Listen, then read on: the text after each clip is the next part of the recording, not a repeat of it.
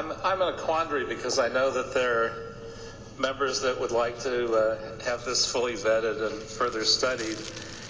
At the same time,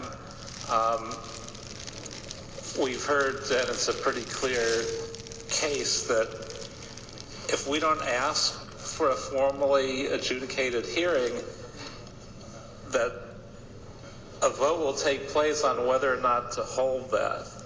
And if we really want to weigh in, we probably need to pass this resolution today. My fear is that if we don't, that vote will be taken. I think it's almost a certainty that vote will be taken on December 28th. It might go the way we want, it might not. But if we don't give direction, I think it's, from what we've heard today, it's somewhat unlikely that they'll accede to our request to just put this on hold and make that decision later. So as much as I would rather not, I'm leaning towards presenting the motion that was originally put forward, although I'm happy to listen to the thoughts of my colleagues before we take that action. Mr. Huizar. Thank you, Mr. President. I do believe a motion was made to move this to committee with the amendment by Mr. Koretz and it was friendly, to assure that no decision is made, and we asked that at the hearing. We've been told that this hearing, that it will be held later this month. There's other opportunities for the city to get involved in a more detailed manner. But I do believe that if we let this resolution go, and this issue is not about whether we're pro or anti-nuclear power. This is really about making sure that our Department of Water and Power, who is currently providing energy, and they have various transactions with San Onofre, and there are various business deals in place and some relationships that need to be worked on.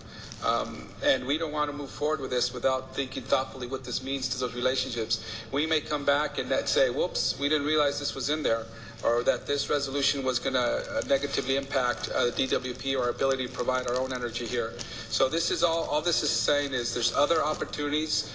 Mr. President, if you could ask the audience if they could respect each speaker as they speak, as we respect everyone who comes up. Well, that's been the practice of this House.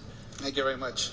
And so I would say that instead of moving forward and to rush to judgment, we do that. We're very clear that we don't want them to act without a decision until we give our input. We will be able to provide more input later, but in a thoughtful manner that does not put the city of Los Angeles at jeopardy. Mr. Rosendahl.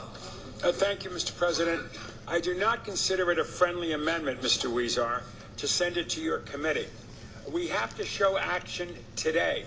So I'm sticking with my initial position, period. And I hope Mr. Koretz withdraws that motion because it wasn't friendly at all. The public has made it very clear. This is a no-brainer. If we don't put our energy at it today, we will lose a very important part of the process. And I'm worried about Edison in general. They got their storage facility right next to Playa Vista, and if we have a major earthquake there, God knows what that's going to do already. So we got to say we are solar, we're Southern California, and get more solar going even if it costs more. It's our lives at stake. So we got to vote for this today. Mr. Reyes, and if we could get the CAO and the CLA to huddle, I think I'm going to ask them to come to the center table. Need to ask a couple of quick questions. Mr. Reyes. Thank you, Mr. President. I was about to ask if our staff can come here, because what we're seeing in the resolution versus what we're hearing from the public, folks who've been involved in this in detail, versus what this means or doesn't mean is a little confusing. So can we get anyone at the center table to give us advice as to what are the impacts of our decisions? We're hearing that this is just a technical meeting from the folks from Edison. I believe that's what I heard from the first speaker. This is a technical meeting. We're just going to have a discussion on technicalities.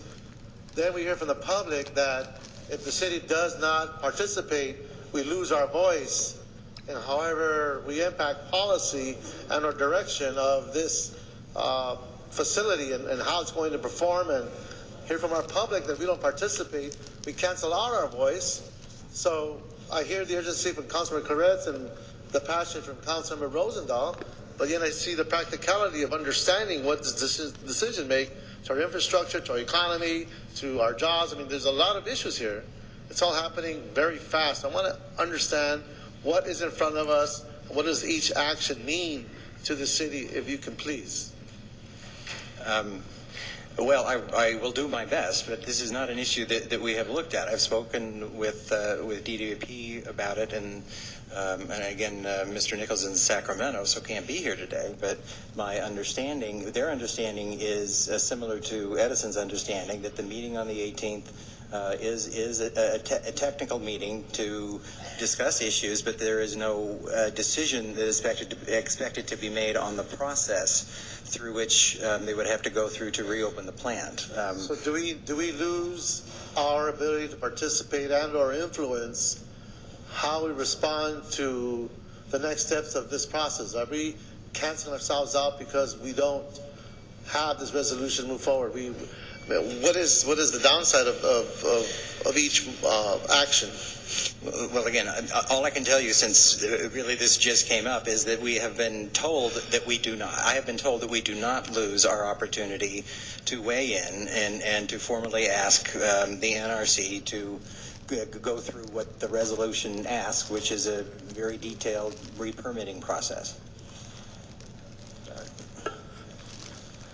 All right. Mr. Zine. So the city, the representative of Water and Power is in Sacramento. We were not informed until today about the situation. The resolution came up today. There was no time for the CAO or the CLA to do any research on this.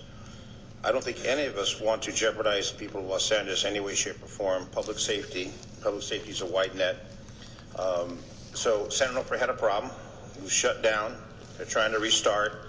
And there's issues in between what this city is going to do and this resolution. I don't know anyone who's going to not support the safety of the people of this region, period. But the question comes into timing. Today's our last day until we come back after the holiday break. So it's not like we can postpone this till next Tuesday or next Wednesday or next Friday. The fact is we've got to do something today.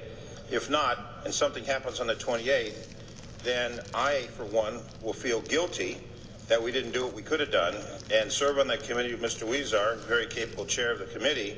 We want to do the research that we need to do to make sure it's done in a proper fashion.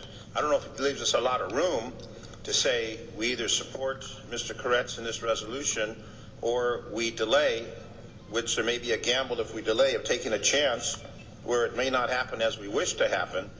So that's where I'm stuck. City attorney doesn't have an answer. CLA, CAO doesn't have an answer. We don't have the answer.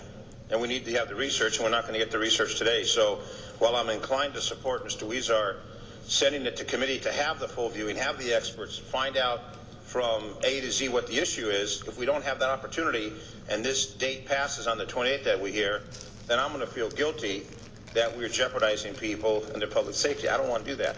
So I don't know if it gives us a lot of options. While it should go to committee, it should be reviewed, it should be vented, that's where we get the answer. We don't have the answers here, but then if we don't do it, then we may jeopardize the safety. That is a real dilemma, and if we have to vote today, I'm going to have to vote for the motion that's been forth on the resolution, just in the interest of public safety. I don't want to be the one that says, I wish I would have voted the other way, and some disaster happens. And I think that the folks